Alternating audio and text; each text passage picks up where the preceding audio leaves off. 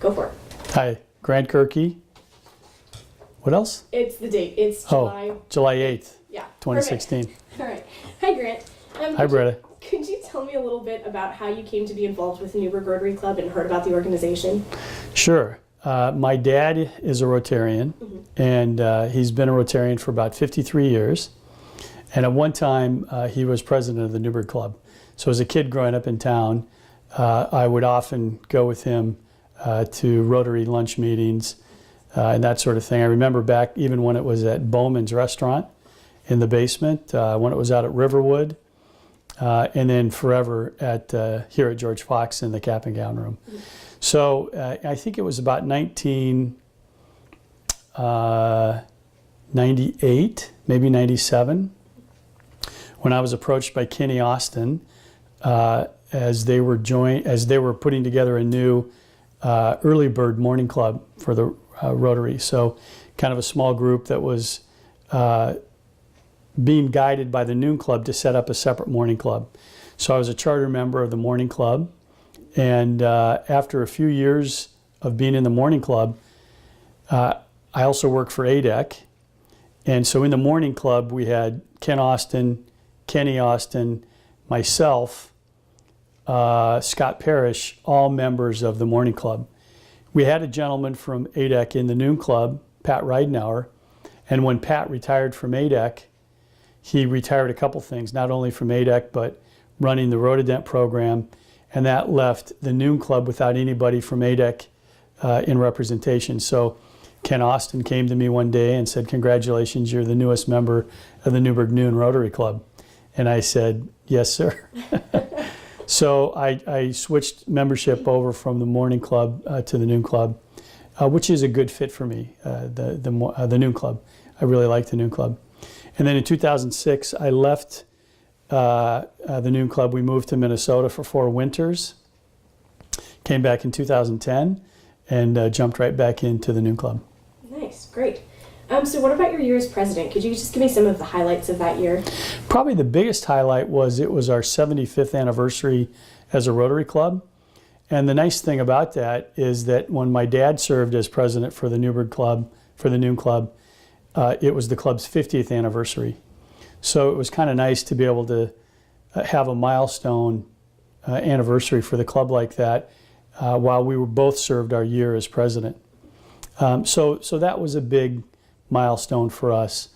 Also, it was our second year of having the auction at the Allison, and just had a great turnout and a great response. And I think for the second time we raised over $100,000 gross. I think we raised about $130,000 gross, and it's just kind of taken off from there.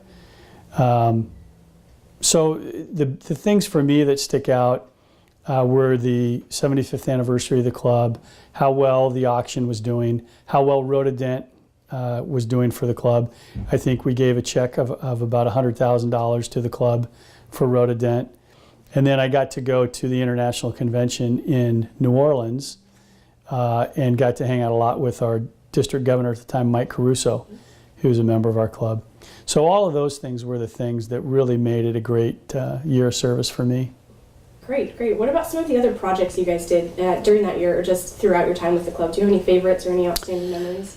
Well, I think the things that I'm proud of our club are the commitment to Guatemala that Aggie Gonzalez and Alan Methvin have been so tirelessly dedicated to. So we didn't decide to go to Guatemala and do 1 year and out, or maybe 2 years and out. I think now we're going on maybe our 16th year of support in Guatemala. So I'm really proud of the members that have committed to that and been dedicated to it. I'm also really proud of our foundation of our club and really being the philanthropic arm of our club locally and what we give back to the youth of the community. This year, I know we'll give over $200,000 back to the youth of the community through our foundation. And that comes from funds from the pancake breakfast. No, I'm sorry, not the pancake breakfast. The auction, and Rotodent primarily is where the funds come for that. So not only are we giving more back to the community, but those two fundraising activities allow us to build the foundation checking account, if you will. So we're in a very strong financial position with a lot of cash reserves, which ultimately we want to give back to the kids. So I'm really proud of that. And we've got a club that for our size really kind of puts our money where our mouth is as it relates to service and all the work we put in. So I'm just proud to be one of the members in a great organization here. Yeah, great. How have you seen Rotary grow and change, this specifically the Newburgh Club? How has it changed throughout the years that you've been involved? Yeah, I mean, change is hard for a lot of folks, but I think every Rotary Club has a distinct history and culture, and we're no different. We've got a very distinct culture in the Newburgh Noon Club, which is different than the Early Bird Club, which is different than the Sherwood Clubs or McMinnville Clubs. And I think what I feel proud about is just the commitment to service. So a lot of things have changed, and like we don't sing anymore, which is probably a good thing because our good singers have retired from the club or potentially passed on. May they rest in peace. But so the rest of us that are left, we're not that great of singers, so it's probably a good thing we don't sing anymore. So things change, but I think we've stuck to our core beliefs and our mission of service to the youth of the community. We have a very strong international group, a very strong peace group. Those are changes that have evolved over the last 10, 15 years that are great changes for our club. So I think we're bringing in some younger members. Those are great changes. Those are probably the things that stick out to me. Mm-hmm. Great. Do you have any fun facts or any other information that you know about your father's time as president? Well, I know when my dad first joined the club, they had kind of just started the pancake breakfast and the auction, and I think the auction was bringing in a couple $1,000s a year at the time. I think this is our 42nd year of having the auction. And just all the different locations that they used to meet to have lunch, I think, is interesting to think about. But some of the people that were in the club then are in the club now. Stan Kern,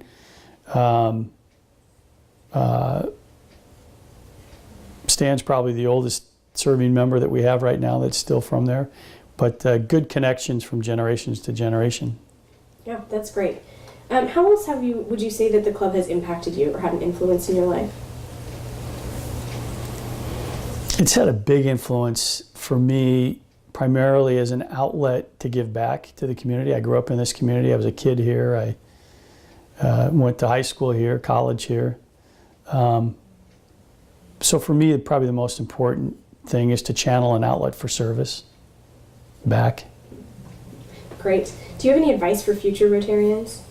Get involved and don't wait for somebody to ask you.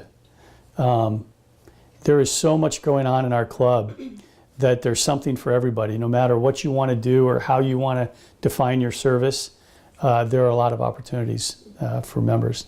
And I think that's the good thing. I had a chance to meet with a new member here recently and really outlined for him what all those opportunities are. And we probably need to talk more about what those opportunities are so new members coming to the club realize that there are a lot of different avenues that they can provide service based on what their interests are. Mm-hmm. Yeah, wonderful. I think that covers everything I wanted to ask you. So is there anything else about the club that you think is important that people should know about? Jeff Gilmore is my favorite Rotarian. I want to go on record and say Jeff Gilmore is the glue that holds us all together. Britta, don't forget it. Great. Thank you, Grant. Thanks, Britta.